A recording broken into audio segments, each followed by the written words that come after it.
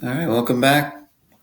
All right, we're doing our second lab, lab two, which is using the scientific method, applying the scientific method, the steps of the scientific method to study osmosis. So, if we, for some reason, we have to skip over lab two, which is the one about the nutrient testing lab, because it's just there's too much going on with the procedures to do that one remotely. So that's the only one that we are skipping over. So we are going to skip over that one, and it brings us to lab three. So you're not missing anything. You didn't miss lab two. We're just not doing it. All right. So in the lab, if we look at the objectives, what are we doing here? We're going to use the steps of the scientific method. We're going to differentiate between hypotonic, isotonic, and hypertonic environments, specifically solutions. We're going to see what happens when we put red blood cells into these different environments. And we're going to demonstrate osmosis, right? So you might not know what osmosis is, but we'll get to that. And you might not know what hypertonic and hypotonic and isotonic solutions are either, but we'll get to that too. Before we get to that too, let's just talk about some of those root words. That might be helpful. So, for example, hypotonic. Hypo is a prefix that means low or under, right? So, for example, if you're using a hypodermic needle, that needle would go under or beneath the skin. Hyper is a prefix that means high or above. If somebody's hyperactive, their level of activity is high, right? And iso, that means equal. All right, so when we're talking about hypotonic and hypertonic, this suffix toward the end portion of the word tonic refers to tonicity, and that just means how strong of a solution is it, right? Well, it depends on how much solute is in the solution. If there's a lot of solute in the solution, then it's strong, right? But if there's not a lot of solutes are anything that dissolves in the solution, right? So if there's a high concentration of solute, then that solution is stronger. All right. So tonicity just is a word that we use to describe the strength of a solution. All right. So science, yeah. Scientific inquiry, yeah. That's how we search for stuff. That's how we search for things, for answers that are going to help us to explain what's going on in the world. When we're using scientific inquiry, this is a typo here, let's just say inquiry. What are we doing? We're using the scientific method. We're using these very specific set of steps to help us answer a question, right? So it usually starts off with an observation or a question or some type of problem. So maybe you're observing this problem about your tomato plants. They're not growing, right?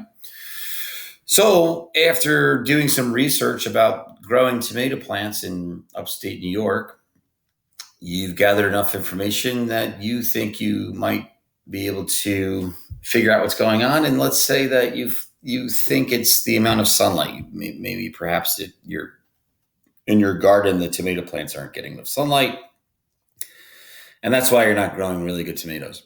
So you would make a hypothesis using that information. So you would predict, because a hypothesis is a prediction, right, about your results.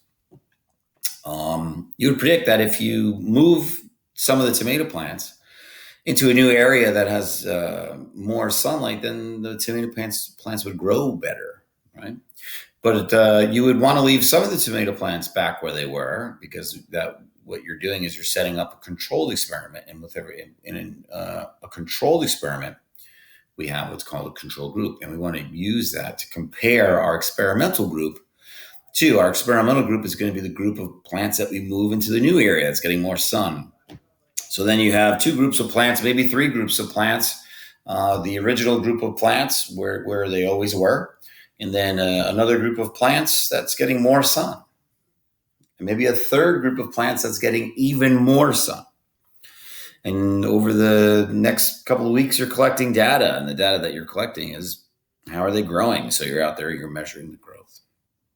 And if the plants that you moved into the new area with all that extra sunlight are growing more, well, then in your conclusion, you're going to state that that data supports my hypothesis, right? This is predicting reality. But if you notice that the plants are not growing noticeably more, then you would reject that hypothesis. You would say, this data does not support my hypothesis. I originally predicted that if I move the tomato plants into a new area with more sunlight, they're going to grow more, but it's not happening. So then you would want to go back and modify that hypothesis. Maybe it's not the sunlight. Maybe it's water. Maybe it's a nutrient in the soil. I don't know. All right, so we're going to practice using these steps as we go through this lab. So, and before we go through this lab, we have to figure out, well, what is diffusion and what is osmosis? Well, what is it saying here? For cells to interact with their environment, chemicals, including water, must be able to move across a membrane in and out of the cell. And this is called diffusion. So by definition, what is diffusion? It's the movement of molecules from where they're crowded, a region of high concentration, to where they're less crowded, or a region of lower concentration. So what does that look like? Well, let's say we have a cell down here. Let's say we have a cell here. And in this cell, there's some molecules of carbon dioxide. Let's call these little dots carbon dioxide. And let's say on the outside of the cell, there are some molecules of carbon dioxide. But if we compare the molecules of carbon dioxide, we could see that there's a higher concentration of carbon dioxide inside the cell. So what does that mean, though? Well, this is an area of high concentration. I'm going to mark it with an H. There's more carbon dioxide inside the cell compared to outside. So as an opposite, this is an area of low concentration. If I go back to my definition of diffusion, well, we're talking about passive movement of molecules from where they're highly concentrated towards a region where they're less concentrated. So which way are these molecules going to want to move? Well, they're going to go from inside the cell out. And they're going to continue to do that until the concentrations of carbon dioxide are equal on both sides. And when they are equal on both sides, what happens is, well, a molecule of carbon dioxide will go in and one will come out, and one will go in and one will come out. So when that happens, we have reached what's called a state of equilibrium. All right. But if there is a concentration gradient, if there's more on one side, then they will move towards the side that has fewer. So the definition of diffusion is the movement of molecules from a high concentration to a low concentration, right? So from where they're crowded, and in this case, it was inside the cell, to where they're less crowded. And you might experience this if, for example, you go to the cabinet and you take a can of tuna fish and you open up the can of tuna fish. Well, the tuna odorant molecules are in high concentration inside the can. But as soon as you open up the can, they are going to spread out. They're going to diffuse across the room and spread out from where they're highly concentrated inside the can to where they're less concentrated, which is outside the can. And if there's a person sitting next to you, it won't be long before they could smell the tuna. And if there's a person sitting next to them, it won't be long before even they smell the tuna, and so on and so forth. And this will continue to happen until these molecules are evenly dispersed throughout the room. All right, so where does osmosis fit in? Well, osmosis is just an example of diffusion. So let's say we have a cell, And let's say there's these water molecules inside. Let's say this cell has 90% water. And on the outside of the cell, there's some water molecules. Let's say the concentration of water on the outside is only 70%. Well, that would mean that the inside has a higher concentration. I'm going to put an H here compared to the outside, which has a lower concentration. So what's going to happen is this water is going to diffuse out of the cell. And it's going to continue to diffuse out of the cell until the concentrations on both sides are equal. So what happens when a cell loses water is there's a physical change too. So if this cell is placed in an environment like this and it will lose water, this cell will start to shrivel up and be reduced in size. All right. All right. So osmosis is an example of diffusion. In fact, it's the diffusion of water. So it's when we see water going from a region of high concentration to a region of low concentration across this selectively permeable membrane. Of course, when we're talking about a selectively permeable membrane, what are we talking about? Well, we're talking about the cell membrane. And a cell membrane is described as selectively permeable because some things are allowed to cross it, right? Things like carbon dioxide could cross it. Things like water, oxygen, but not everything. There's certain things that are not allowed to cross the cell membrane. And that's why we refer to it as selectively permeable. It's not fully permeable. All right, so let's pretend we have this cup of water here. Water is the universal solvent. It has the ability to dissolve many, many substances, all right? So as a result, we would refer to this biological, we would refer to this cup of water as a biological solvent. Now, what could we dissolve in here? Well, we could put salt or sugars. In this lab, we would be adding salt to the solvent. And when you add a solute like salt, which is a substance that's going to be dissolved in the solvent, what are we creating? Well, we're creating, when we add solutes to solvents, we are creating solutions. All right. So salt plus the water gives us a salt solution. Sugar added to water gives us a solution, but it's a sugar solution.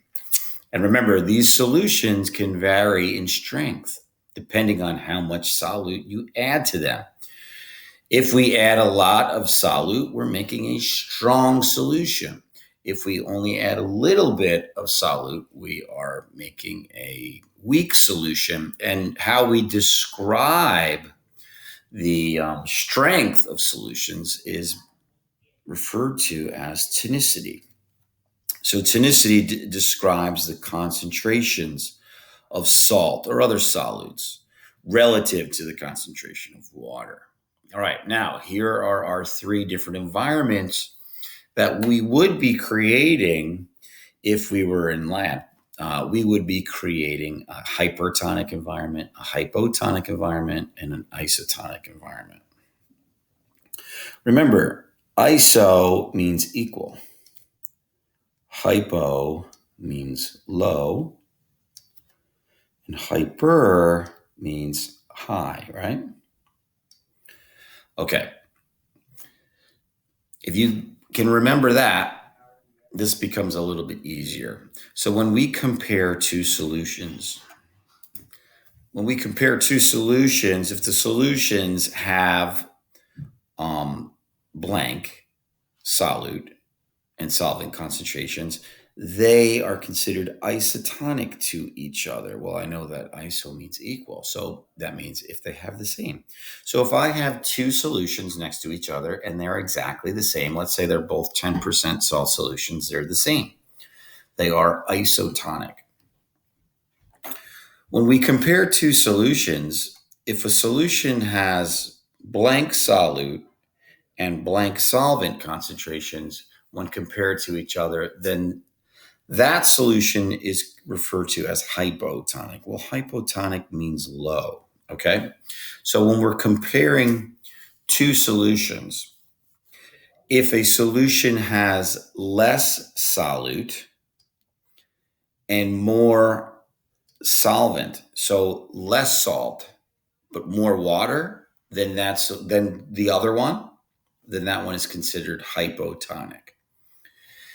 In a hypertonic solution, when we compare two solutions to each other, the one that is hypertonic has more solutes, has greater solutes, and less solvent. All right. So, what would that look like? Well, here we have four different solutions, and they're all different strengths. Actually, solution A and solution C look to be the same strength. But B looks like it has more solutes dissolved in it, and D doesn't look like it has any solutes. So when we compare them to each other, we can do so using these terms: hypertonic, hypotonic, and isotonic. So when we compare solution A to solution B, that's this one to this one,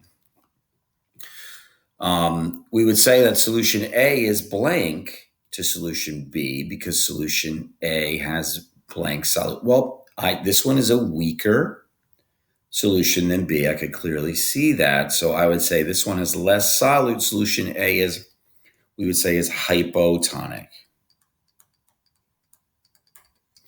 And why am I saying that? Because it has less solutes. A does when compared to B. If I want to compare B to C, I lost my mouse. If I want to compare B to C, now I'm comparing this one to this one, I would say that B is hypertonic compared to C. And why is that? Well, B is hypertonic compared to C because B has more solutes. And let's say I want to compare solution D to C. What am I going to say about D? What's D when I compare it to C? Well, D has less solute in it. C has more solutes in it. So D is going to be hypotonic when I compare it to C because D has less solute particles. What about when I compare solution A to D? Well, here's solution A. I already labeled solution A as hypotonic when I compared it to B. But is it still hypotonic when I compare it to D? Well, no. And the reason being is because when I compare it to D, which has no solute, this has a greater amount of solute. So solution A is hypertonic when compared to D, but hypotonic when compared to B. So solution A is hypertonic in this case. And why? Because when we compare it to D, solution A has more solutes. And when we compare solution A to solution C, well, solution A and solution C look to be the same to me. So when we compare these to each other, we would say that these two are isotonic because these solutions have the same solute concentrations. Let's say we take all four of these concentrations, mix them all together, create one big solution, and then divide them equally back into 4 cups. If we mix all 4 solutions together and redistribute them into 4 containers, the solutions in all 4 containers would then become equal because they were all mixed together. So we would say they're all isotonic at that point if we were to do that, which we're not going to do. All right, so in review, what is diffusion? Well, again, diffusion is the movement of molecules across a membrane here, the cell membrane, from areas of high concentration to areas of low concentration.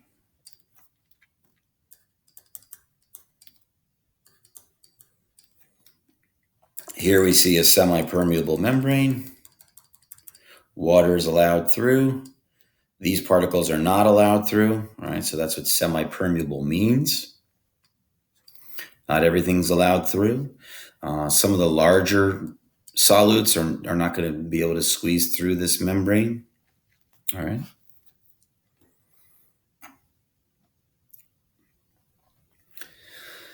Diffusion is a form of passive transport. That means that no energy is required for this. This is just going to happen. Right? No energy. When you open that tuna can, you don't have to apply energy to get that smell to travel throughout the room. It's just going to happen.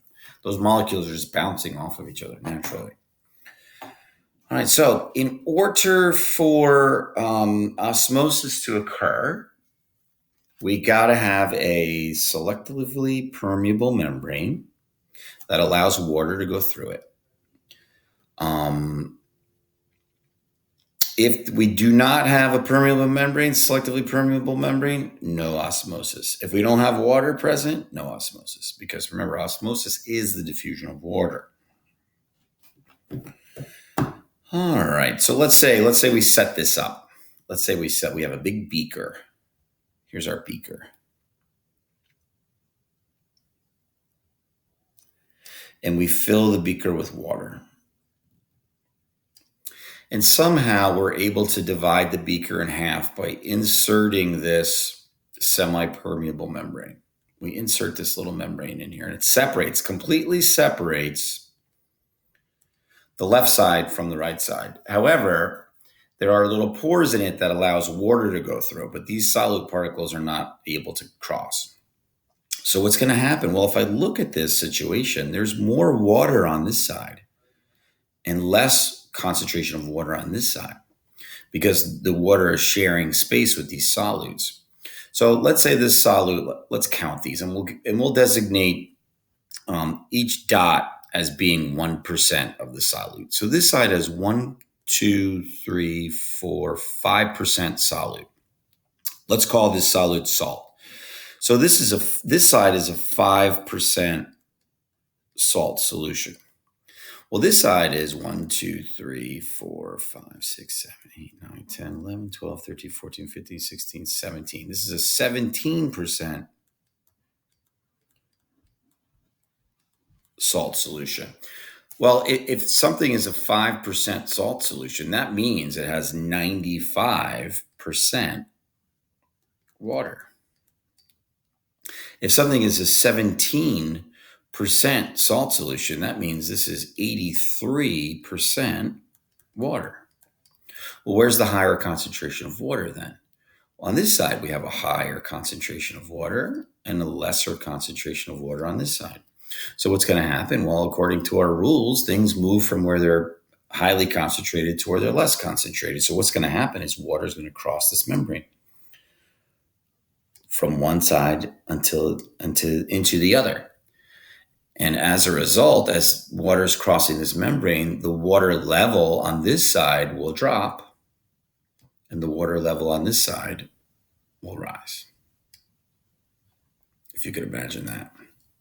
All right.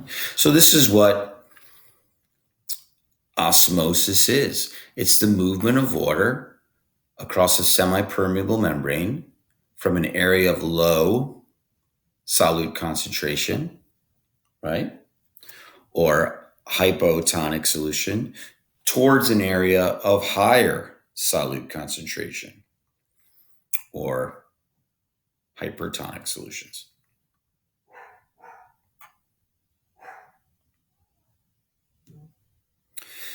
If we look at our cells, we have fluid inside the cells. That's a 0.9% salt solution inside of your cells. So this is an intracellular fluid, ICF. All right. And then, of course, we have fluids outside of the cells, which is also a 0.9% salt solution. The ECF is the extracellular fluids. Okay. So it's almost 1%, but it's not. It's just under 1%. So it's a 0.9% salt solution. That is what your cells are. All right. So when we compare the the fluids outside the cells to the fluids inside the cells, because they have the same concentration of salt, these fluids are isotonic to each other. So as a result, the same amount of water goes into the cells that also comes out of the cells. Blood plasma is also 0.9%. So water could leave this capillaries, enter the cells. Water could leave the cells, enter the capillaries. No problem. So your intracellular fluids, remember, the fluid inside of your cells has some salt in it at 0.9%. This is a normal tonicity of your body tissues. Okay. This is the question that we're trying to figure out when we perform this experiment. All right. Can red blood cells lose or gain water when placed in salt solutions of different concentrations? So it's at this point that you would predict, okay, you would say either, yes, I think that the red blood cells could either gain water or lose water. I'm not going to do this for you because it's not my prediction, it's your prediction.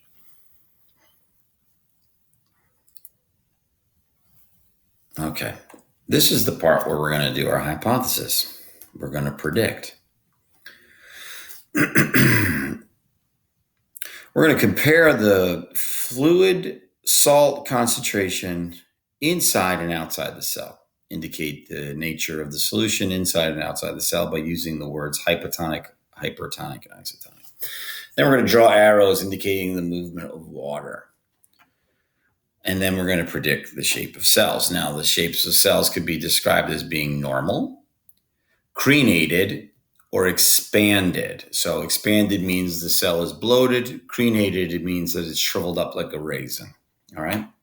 So erythrocytes, this is what red blood cells are really called, are placed in an isotonic solution. So remember, red blood cells normally have 0.9% salt. So if they're placed in an isotonic solution, this solution that we're putting them in is also going to be 0.9%.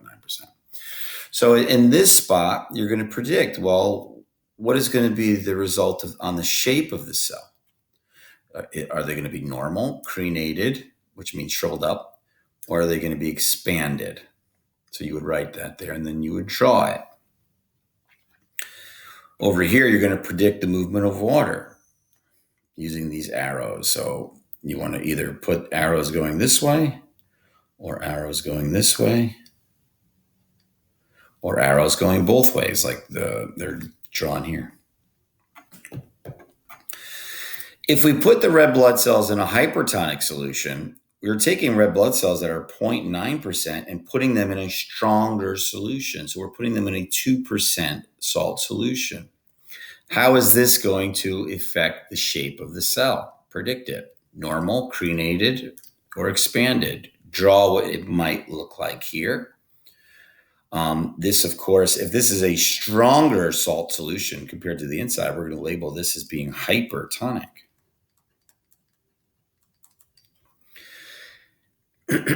And draw your arrows. If this is hypertonic, this is a lesser tonicity. This is a weaker salt concentration. This is the inside of the cell is going to be labeled. Oh, excuse me. I got to erase that. That was no bueno. I'm going to label this as being hypotonic.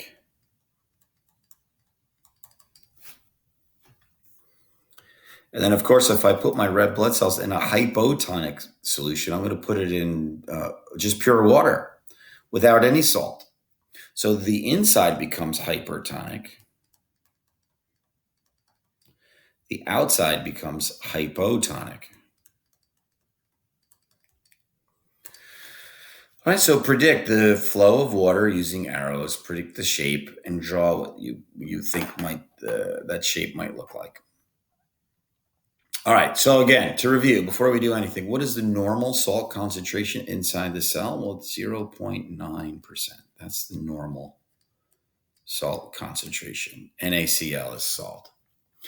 Under what conditions would cells lose water? Well, if we put cells in a salty solution, right, that would cause them to shrivel up, right? If you might have done this as a kid. You put salt on like a slug or something, the slug shrivels up. So when we put red blood cells in a hypertonic, they should lose water. When we put cells in a hypotonic solution, they should gain water.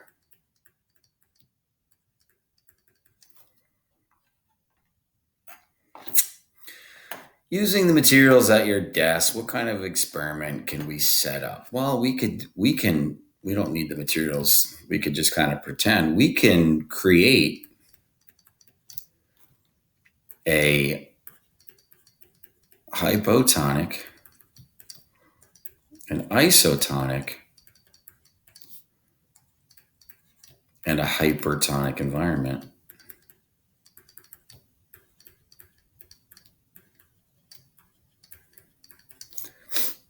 Then we could place our red blood cells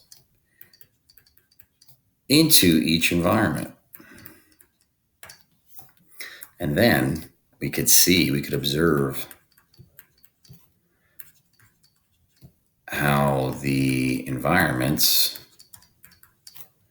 affect the shape of the cells. So what are we doing here? Well, how are we manipulating the variables?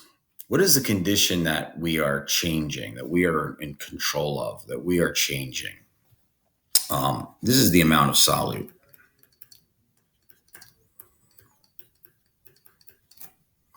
In the solutions. And remember, we call that tonicity, right?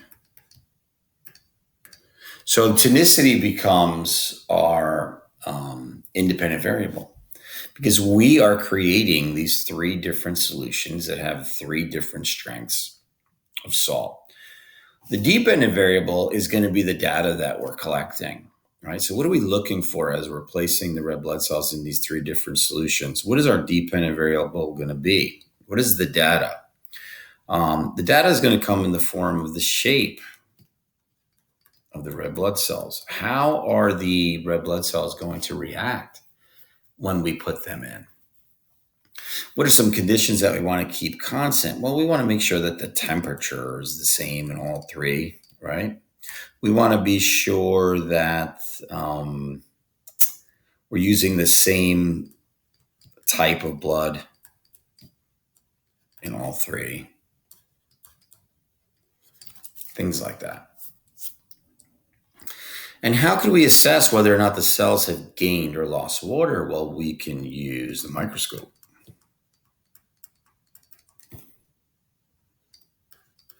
We're going to make microscopic observations. We're going to collect these red blood cells, look at them under the microscope, and see if their shape is any different. All right, so if you were in the lab, I would give you ox blood. You would have some pipettes that you could transfer liquid into the test tubes. You would have a test tube rack to hold your test tubes. You would have water. You would have a 0.9% salt solution. You would have a 10% salt solution, right? So we have solutions of three different strengths, right? We have one that matches our cells, which is this one. We have one that is weaker than our cells, which is going to be pure water. And then we have a salt solution that's much stronger than the ICF, than the intracellular fluids. So we would say that that one is hypertonic. And we would create three different environments using test tubes, right? So you would add the 0.9% to A. This is our isotonic. And then you'd put the 10% salt solution here. This is the 0.9%. And then this would be, the hypotonic would be 0% salt. What you would notice as you put the red blood cells in these three different solutions is we have a change in clarity, possibly. Two of them are going to remain cloudy, as you would imagine, if we have cells that are kind of floating around it. And you hold it up to the light, it would appear cloudy, but one of them will get really clear. It will lose its cloudiness pretty quickly. And then what we would do, we would take a small sampling from each one, put it on the microscope, and draw what we see. And that's what we're going to do here. So we don't have to do this part because we don't have microscopes at our disposal because we're home, but we do have the results here in your lab books. And let's take a closer look. Let's get rid of this guy. Now notice, when we hold it up against this white board, this is our isotonic solution here. If you look here, you could see that this is still cloudy. I can't see the letters behind there. Same thing with our hypertonic solution. If you try to look through there, I can't really see the letters on the other side. But if we look at the hypotonic solution, it becomes really clear for some reason. I can clearly see the letters on the paper behind. If we were to take samples out of here and look at it under the microscope, in the isotonic solution, we would see that the shapes of the red blood cells remain normal. Probably would have predicted that because we are putting them in a proper environment of 0.9%, much like the extracellular fluids. So water is going into the cell and water is leaving the cell at the same rate. These cells are in a state of equilibrium. When we put cells into a salty environment, the idea is that they lose water, right? Because water always moves from an area of hypotonic to an area of hypertonic. So these cells, when placed in a hypertonic solution, they are going to appear crenated. And if you look at them, they look almost like they're spiky. They have like little spikes coming out of them. That is showing you that the cells are losing water and becoming crenated. What about the cells that we put in pure water?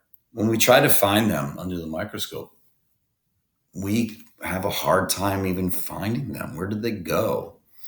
Well, what happens when you put cells in a hypotonic solution is they take in so much water that they expand, and they become bloated, and then they pop. And when these cells pop, the cell debris, instead of remaining in suspension, after they pop, the cell debris sinks down to the bottom. So you'll see it's a little bit cloudy down here, but up here, there's no more cells. It's just liquid. And when we remove suspended cells from the liquid appears much clearer. All right. So you wouldn't see any cells here in this situation. So this is your result. So, as you're looking at this, you're pretending that you created this. And this is the data that you're going to be adding to your lab books. All right. So this is your data table.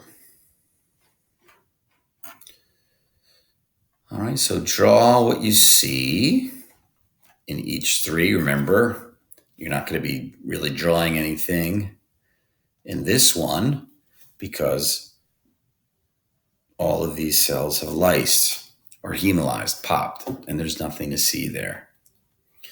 So no drawing needed here. But over here, we should be drawing crenated cells, and over here, we should be drawing normal cells. All right? And then you have your results. This is your result table. You're going to be asking or answering these questions. Well, did it get clear or did it remain cloudy? What was the shape of the cells? You want to record this, give some explanation, and draw a conclusion. Did you predict this? Did you predict that that was going to happen before you did it? Do the same thing for B, which is the hypertonic solution, and for C. To review, remember during osmosis, it's water molecules that are move through a semi-permeable membrane from a hypotonic environment towards a hypertonic environment. Can we have osmosis without water? No, we cannot. Can we have osmosis without a selectively permeable membrane? No, we cannot. If you're ever in the hospital and you need IV, do you think they're going to put pure water into your veins? No, because we know what happens when you put your cells around pure water, right? What happens when we put our cells in a hypotonic environment? Well, the cells start to burst. So we don't want to put salt water in there either. We want to put a solution that is equal to the solution inside the cell. So we want to use an isotonic solution for that, which is what saline solution is, right? Saline solution is what you put in your veins when you go to the hospital. And that is a 0.9% salt solution, because that keeps your cells normal. In lab, we would be playing with these things, but we're going to skip this part. We're not doing activity 6. All right. So all you really have to do is look at the results that are, I think they're in the new lab manual. If not, they're in that lab atlas. That's what I'm using to look at the results, is the lab atlas here. Sorry. Here. Right. This is part of the lab atlas. So the results are there. I think the new lab manuals have the results right in it. Look at those results and fill in your data tables.